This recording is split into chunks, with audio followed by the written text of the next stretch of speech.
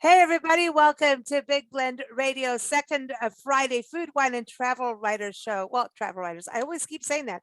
It's a food, wine, travel show, but we get to chat with travel writers from around the world. This is our collaboration with the International Food, Wine, Travel Writers Association, an amazing organization. And I encourage you to go to their website, ifwtwa.org. And today we get to chat with an awesome travel writer. She's been around the world and she is also based in Lansing, Michigan. Her name is Amy Piper. And you can follow her, just follow thepiper.com. Go check it out. But she's really going to give us an insight to Lansing, Michigan, and talk about her new book that is coming out. It's 100 Things to Do in Lansing Before You Die. Nancy and I travel full time, and last year got to step into Michigan for our first time. And Beautiful. Dang, I wish we knew Amy before we went there because we would have seen a whole bunch more. And I wish this book was out, but at that time it wasn't. But everyone, it will be out on September 15th. Right now, I think we're pre-recording. It's out on September 15th. So you can pre-order this. I think this is airing September 10th. You can pre-order it on Amazon, but just follow thepiper.com. So welcome, Amy. How are you? I'm fine, Lisa. Thank you for having me. Hey, Nancy and I are excited.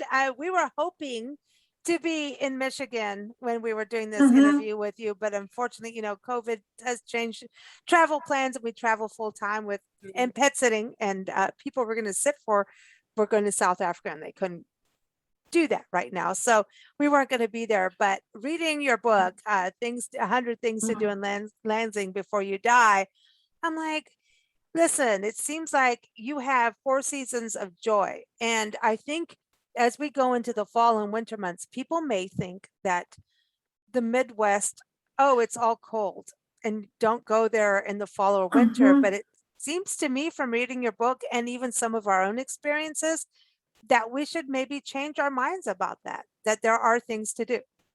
Oh, definitely. Of course, there's indoor things in the way of museums and breweries and that type of thing.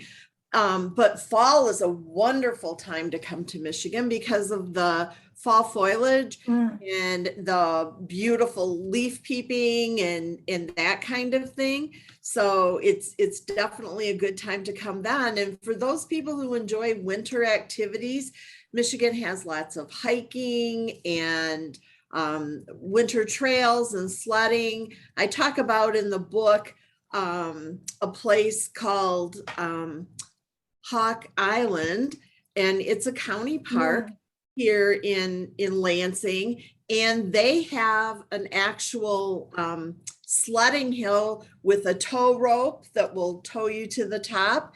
And I just want to get towed. Yeah. And they make some snow, so it's amazing for that. In the summer, they have a splash pad where you can run through these sprinkler things and get underneath a bucket and get water dumped on you and that kind of thing. A lot of the outdoor activities, they really make it a year-round activity. Cool. That's very cool. Yeah, we were in Madison, Wisconsin during the winter last year, and we learned about what it's like to live in snow and shovel snow and ice. And it was like an interesting, and we were there for all of December and a little bit into January, and I learned about that. And Nancy made me toddies to go out, and I learned that there's a toddy culture in Wisconsin. It's like, if you're going to go and do snow, you might as well have a little toddy first. But I have to tell you, going back in spring too, it was like, I understand the importance of the snow that you get, because the beauty that you get in spring is overwhelming. The gardens and everything we went to, and what I was reading in your book, that you have one of the oldest gardens, botanical gardens, in your neighborhood in Lansing. Yeah, we do. and there are gardens all over, not just the one at Michigan State University. When I talk about Lansing, I just like to be clear, this is the greater Lansing area. So I would say it's about a 25 to 30 mile radius that I might have included something within in the book. So you might catch some small towns, but the Botanical Garden is at Michigan State University. And they also have, if you have kids with you, the children's garden, the 4-H nice garden.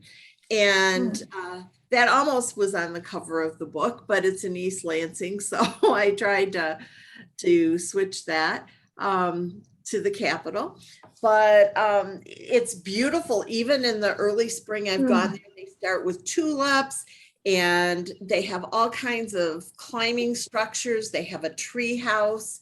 They have an engine of a train. It's not a real train, but one that they constructed, and really neat things in that garden for the kids. They can they have chimes that the kids can jump on and make music. Oh, that's cool. Nice. So it's very interactive.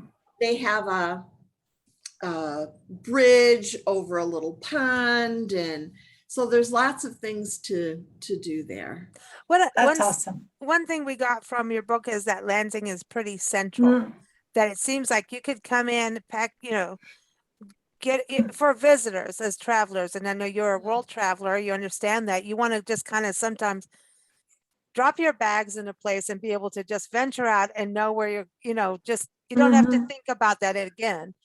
As us traveling full time, we don't get that luxury sometimes, but it seems like Lansing, you just go in, get whatever hotel or wherever you're going to stay. And it seems like you've got some prominent ones in the downtown area that you'd want to stay in. There's a Goose or something. We need to go stay in a Goose. There's the Wild Goose Inn in East Lansing. In downtown Lansing for years, the Radisson was the only hotel down there, and they just this year a Marriott Courtyard. So there are 2 hotels now in downtown Lansing, plus another bed and breakfast that's in downtown. But in like the Eastwood Town Center, that area, there are a whole bunch, like, I don't know, maybe 4 or 5 hotels that are all, the big names. But Lansing is within 90 miles of 90% of the population of Michigan. So it is a perfect place to do exactly what you said. Come in, drop your bags, and then go out. So you could go in an hour and a half to downtown Detroit, spend the entire day there, come back, and the next day go an hour to Grand Rapids. And those are the 2 biggest cities in Michigan. And if you wanted to go an hour and a half or just a half an hour past Grand Rapids, you could end up in places like Holland, Michigan, and Saugatuck.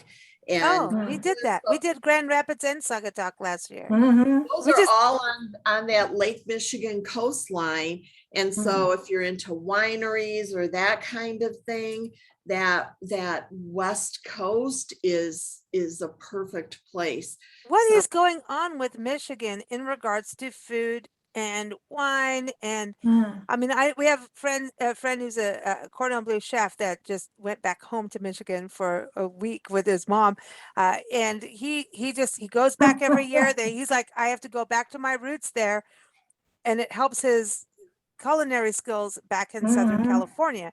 And we've done interviews with distilleries and tea people and ice wine people. And I mean, it just seems, and just us going there, there's this quality of life that the Midwest has as a whole, but like Michigan, I don't know, man, the food everything tastes better. I don't know what's going on, but what's going on? Well, first, Michigan is second only to California in the diversity of crops. And so we Wow. have everything from grapes to sugar beets. So you get grape fudge. We have, we're known for apples, blueberries, and of course, cherries. The Cherry Festival is in the National Cherry Festival in Traverse City is every July. So there's just such a wide diversity of fresh ingredients. And then there's a lot of farm culture here. So you get a lot of beef and that type of proteins raised. Oh, and another thing, the Great Lakes, fish. And so you're going to get Lake Superior whitefish, you're going to get walleye, salmon, perch. So all of those fish also are part of our culture. So And beer. And beer. Okay, so Michigan, I think is number 5 in the United States for beer. Wow. Grand Rapids is known as Beer City, USA. So there's a great beer culture in Grand Rapids and in Michigan. In my book, I mention a lot of breweries. Yes, you do. And I'm like, okay, I'm ready. So that's where I'm I going- saw you did your research. I know. I'm like, I'm all good with that.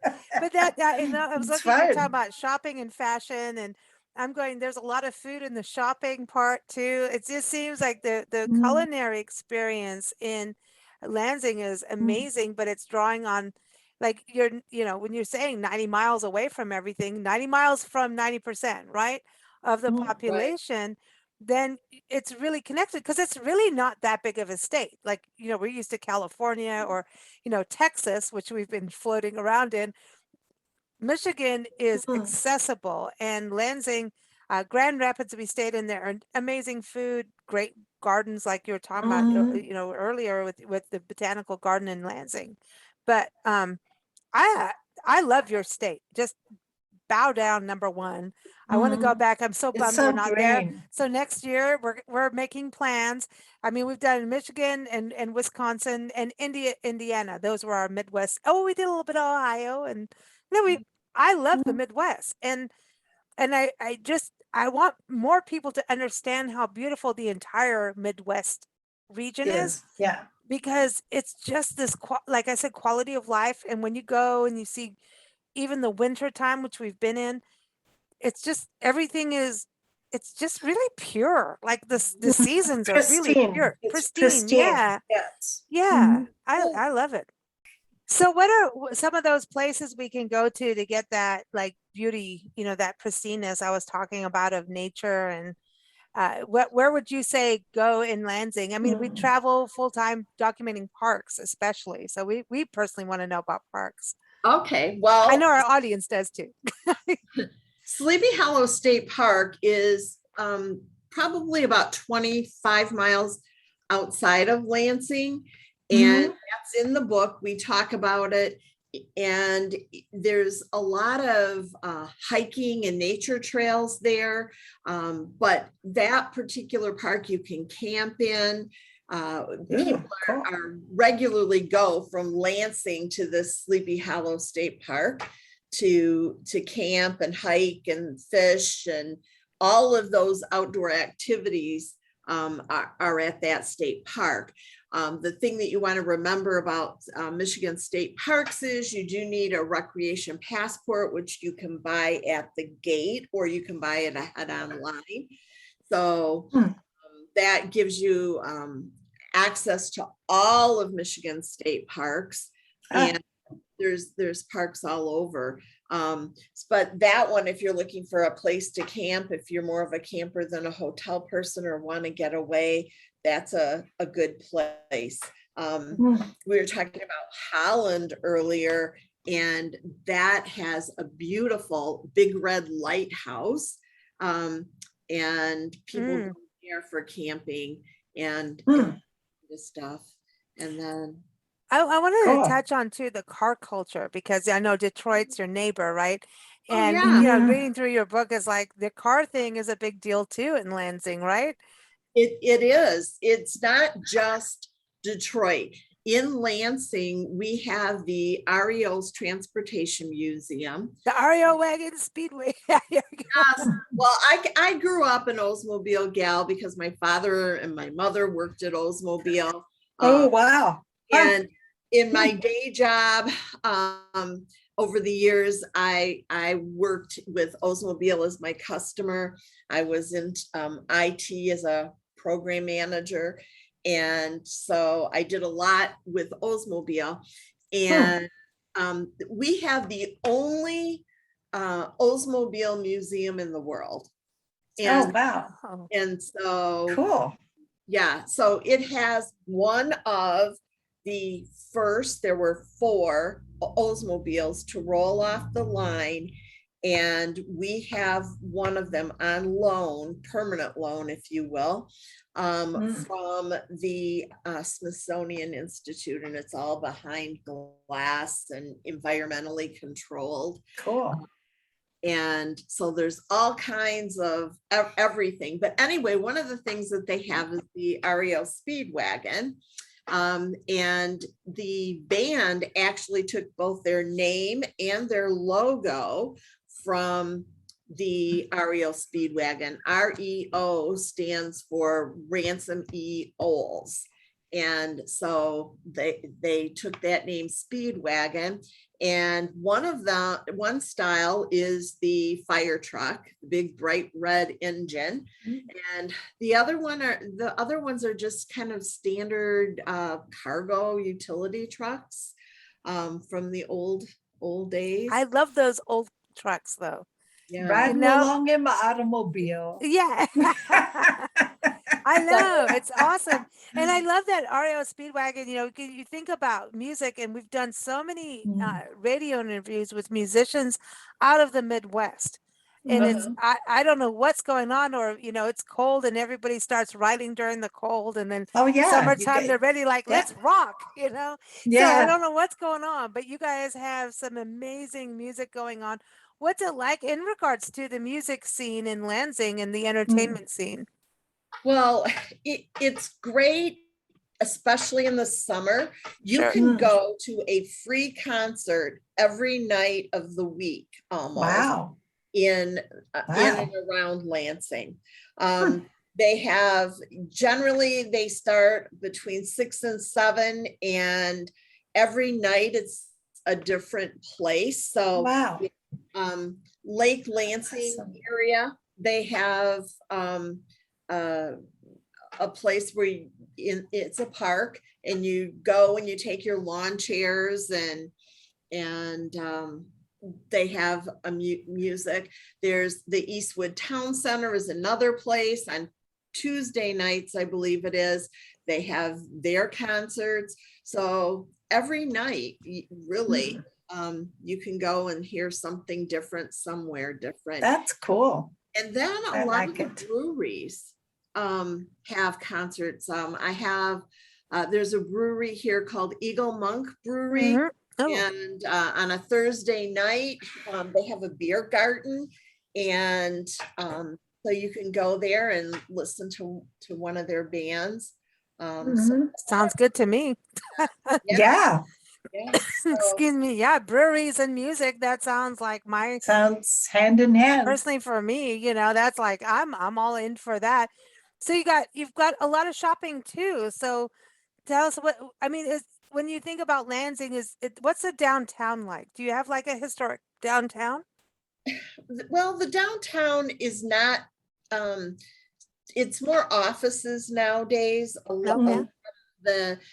But it is historic. We have a lot of museums within a 5-block radius. There are 5 museums.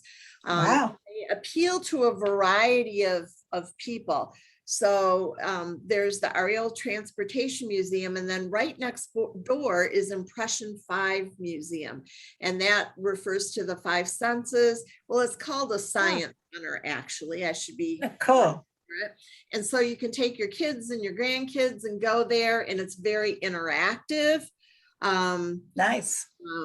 They have one that's exhibit that's about a water flow and paddle wheel, and there's just different water activities. There's one where it's pitching, throwing your ball. So you there's different activities depending on the age group. And I mean, they have activities for as young as 6 months old, kids who are crawling, all the way through adults. Wow. Nice. That's neat. Right. And you're a capital city, which is something we actively cover. I know everyone, this is the International Food Wine Travel Writers Association show, but you're talking about a capital city, and we cover that actively. And what we do is we're trying to actually visit and document every capital city in the country. And we didn't get there. We didn't get to Lansing yet.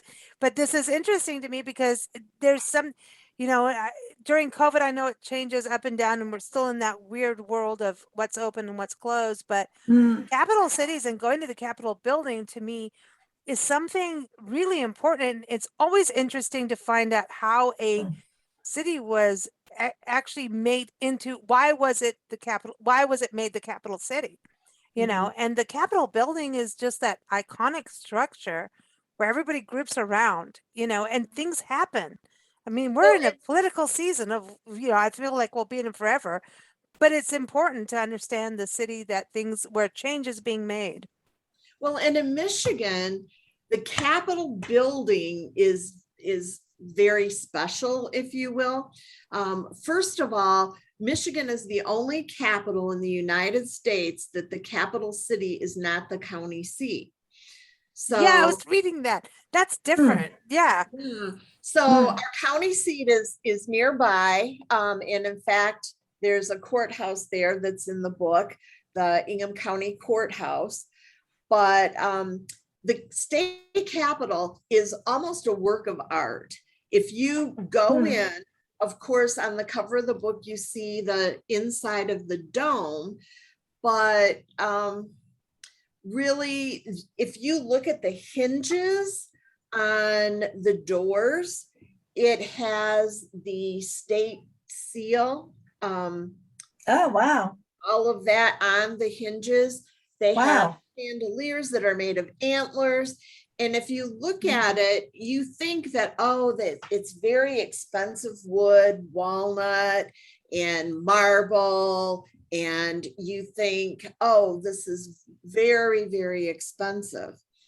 But they did it very economically. All of that is pretty much a paint job. The walnut is really pine. The marble is some other type of material that's not really marble. But no way. And tell, no, yes. So that is, you gotta go just for that. Yeah. It's like how to do your house. And oh my God, big fake out.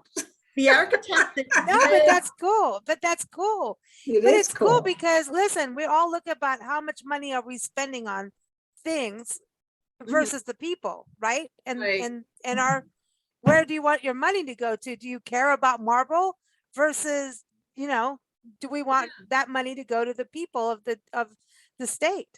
Right. And so it's a very unusual situation there, and it's beautiful. They have guided tours that are free of charge. And the Capitol is a great place to go because if you're looking for economical things to do, the tour is free, entrance is free, all of those things are free. They have the Michigan History Museum, which is also one of the 5 downtown within the area block. And that is free on Sundays. They have free parking. And the other thing about Lansing in general is you have a lot of the benefits of the bigger towns. You have the Broad Art Museum, you have the Wharton Center, you have all of these big city types of things, but you don't have the traffic. You don't have, All right, I'm coming because everybody's woken up and the traffic's back. I'm coming to The Lansing. traffic sucks. The traffic sucks. It's back again. I'm Yeah, coming to Lansing then. I mean, if you go somewhere right at 5 o'clock, you might run into a little bit of something, but as a general rule, you'll rarely find bumper to bumper. Wow, it's interesting. And to me, it's like how many people do you think live in Lansing actually? Do you know? Oh. I'm just like The greater area. Yeah. larger area, I think in that 30-mile radius, I think someone had said that it's almost 1 million now. But if you just look at Lansing proper, it's around, I think, 200,000. Yeah. So that's kind of like when we lived in Tucson, it's like 1 million. You would never feel it because it's so spread out, the way I mean, that city is. But but if you look at just Lansing, it's 200,000. oh, that's not a That's lot not for a that, city yeah. at all. But Wow. I know there's Hmm. the neighborhoods and everything, but it's interesting when you talk about what's family friendly. That's important, especially when you think about going to the state capitol. I think that's really great for kids to get that understanding early. And it may seem boring to them, and even for some adults to go to the Capitol. But it's really not once you get in there. And the story you're telling us, Nancy's like, oh no, what a fake out. But it's fascinating. You've got a really No, cool, it's interesting. I want to interesting. go and I mean, find it's out history. what I want to go there just to find out, like, how did they do that? Because it's economical, it's interesting, but there's to understand how a country runs, I think it's very important. And for families to be able to afford it, that's an affordability thing. And the more families have things to go to, the better, Yeah. affordability wise. There's another thing that is in downtown Lansing that I can't remember the exact name as far as the proper name, but it's the Judicial Courthouse, and it's a museum where you go in and you actually, it's a Supreme Court type of thing for Michigan, but I was trying to find the name of it exactly, and it's just, have your day in court at the Michigan Supreme Court Learning Center. It's called it's the a Learning. Center. That's what I was trying to get to. And you go in and they have all kinds of different interactive activities that they take you through to learn about how government works. No way. Yeah. And that's a good thing to try to explain right now. Yeah. And it's free. I mean, there's so many things that, like, even the REO Transportation Museum is not free, but it's got a price tag of $7 for admission per person.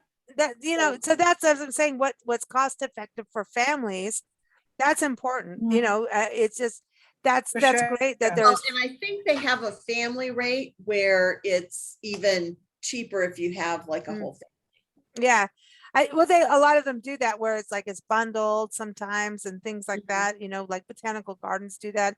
Now you have zoos. We don't normally talk about zoos because we want animals to be free, but this is a unique example of a zoo doing something very cool, and that is taking care of the black rhinos. And that's something that is it's rare. I mean, they're so extinct. Well, they're basically extinct. You're not going to see them unless you're David Attenborough at this point. Well, actually, and it's funny because I am very big into photography, and I went on a photo safari to Tanzania. And one of the big things was, were we going to see a black rhino? And we did, but then we have that right here in our town, and the rhino had a baby. So it was a couple 3 years ago. I don't know how many years ago, but So we've got 2 now. And Oh, so that's it, awesome. It's awesome that you saw him in Tanzania. We still live in Kenya, right around the corner. oh yeah, that's So on we, my list too. so that's the other thing I want to ask about this, like your travel adventures. You're talking about working with Oldsmobile, or the Oldsmobile being a customer, and going from Lansing, Michigan, that you started world traveling, and you've had some adventures for sure, traveling around the world. What got you into the world of travel? Well, I ended up in my day job. I had to travel all around the world for various assignments. They were always looking, I've always loved travel, and they were always looking for somebody to raise their hand. So I spent 6 months in South Korea. I spent 6 months in Argentina, a month in India, 3 months in Spain. So I was always going and going. Well, while I was Wow. in Argentina, of course, when you're on these assignments and your family doesn't come, I mean, they would come for a week or 2 and then they'd be gone again. And so you had to find things to do. And so somehow on the internet, I found this travel writing workshop. And I ended up 5 years ago, I first took their kind of at-home course. And then 5 years ago, I went to Great Escape Publishing's Ultimate Travel Writing Oh, Workshop. right. Mhm. And I went to that, and they had at the end of it a 30-day challenge. It was just a weekend, three-day course, I think. And at the end of that, they had a 30-day challenge. Go get yourself published in 30 days. Well, I've got close to 200 articles published now in the Right last 5 on. years. I have this book and a chapter in an anthology book, and I have regular freelance writing gigs of places that I write for regularly. And it's all happened in 5 years while I am still having my day job trying to retire. Wow, wow. And so the anthology, you've got that book so everyone can see that. I was reading Oh, about sure. that on your blog too. I mean, you're busy. Oh, we can't see it. Okay, tell Okay. everybody what it No, is. there it went. Yeah, I It went in came and up out. We've for a got bit. that weird background thing. What's it called? It's called Midwest Road Trip Adventures. Oh, there it is. There you go. Okay, so where was your road trip adventure to? Okay. So this book there are 12 Midwest states. So we had each state written by authors that live in the state. And I was invited to write the Michigan chapter. And the assignment was to choose 4 road trips within your state that you wanted to showcase. Now, with Michigan, I'm always sensitive to the fact that we have an Upper Peninsula. So I chose one in the Upper Peninsula, and then I did the West Coast, the East Coast, and then one that it intersected through the middle. Mm. So, but Michigan has, I think the numbers are 23, but in the 20s of byways, Michigan scenic It's byways. beautiful. I mean, where we were driving, I mean, it's incredible. Like when we went through Saugatuck and that whole, I think it's Douglas next, or Yes, Douglas, yes. Douglas and that whole area. And then we ended up in this area where we're just watching boats, and then there's the sand cool. dunes. And then I mean, and Grand Rapids was beautiful too. I mean, there's interesting history there, and historic neighborhoods that you don't see. We're from the West. Mhm. So this was like a night and day, like, what? This is completely different, and it's beautiful. The neighborhoods to me are part of the scenery. They really It are. they have a lot of like little neighborhood restaurants Oh and yeah, that it seems like it is like neighborhoody. You know what I mean? is. Is Grand that Rapids I think is. it's because of the snow that you can't go that far, so you're just gonna get to You have to walk. you're gonna walk through the snow to the neighborhood bar. It's like England's Yeah. like that. Yeah. But I think that's what it is. But that's cool that you've traveled so much, so you're still balancing everything. Wow. Yeah, I mean, I'll be ready to retire in probably the next year or so, and we'll see what happens. Wow. So there's so much to write about and explore, and new opportunities come. So Mhm. I want to ask you this.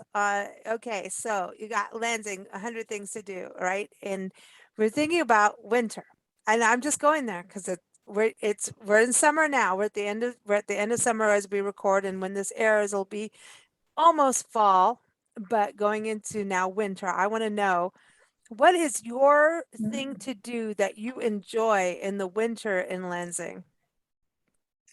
well, if you're talking about outdoor activities, Anything, whatever I'm you not want to so do. much of an outdoor girl.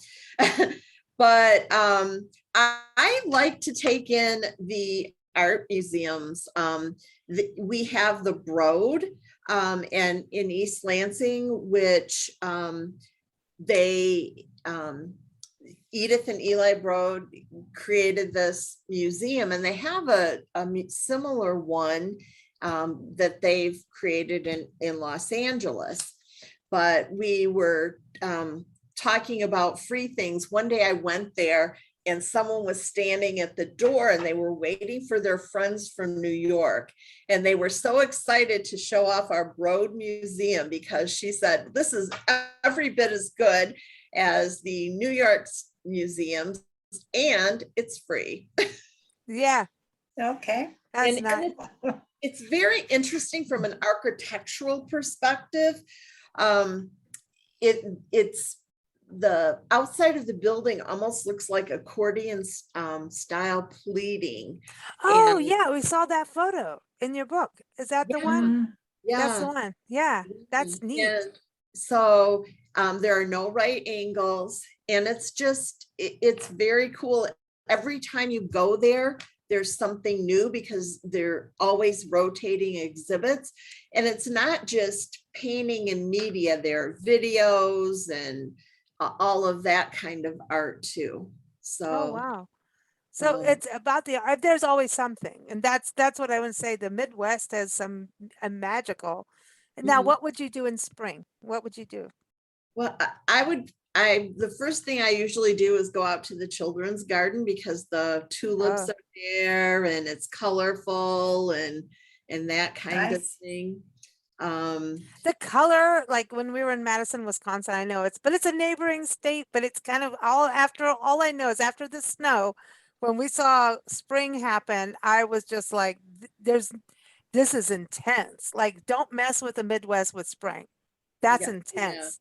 It's, We're excited to get out yeah, and, it's try beautiful. that. It's And beautiful. when we're talking about winter, I don't know so much winter itself, but more of a holiday. The book, the children's book, The Polar Express, Oh, yeah. was based on this steam train. And in I believe it's Owasso is the title or the name of the town.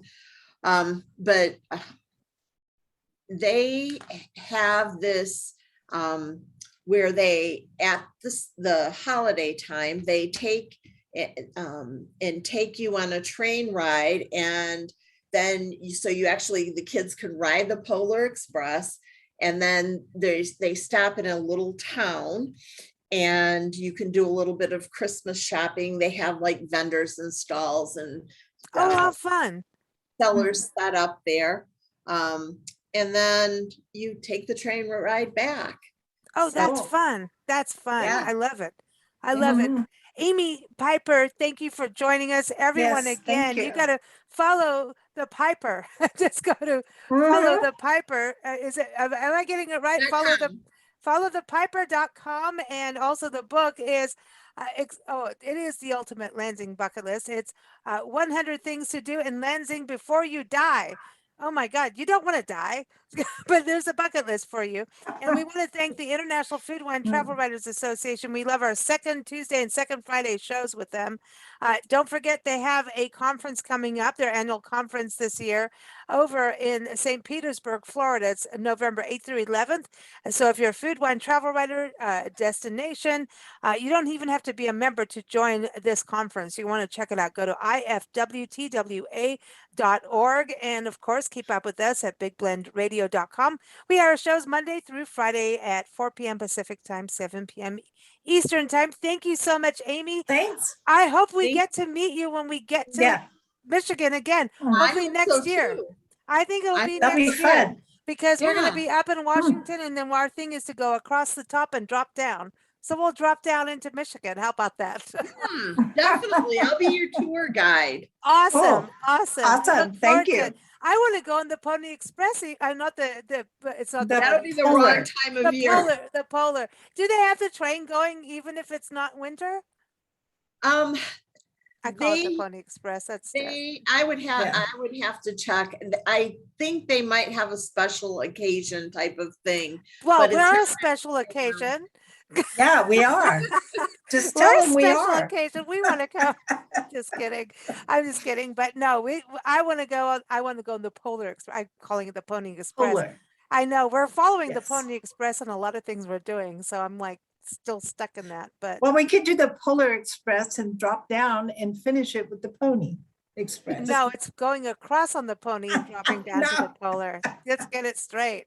All right, Amy. Thank you so much. We'll take Thank care. you. Bye-bye.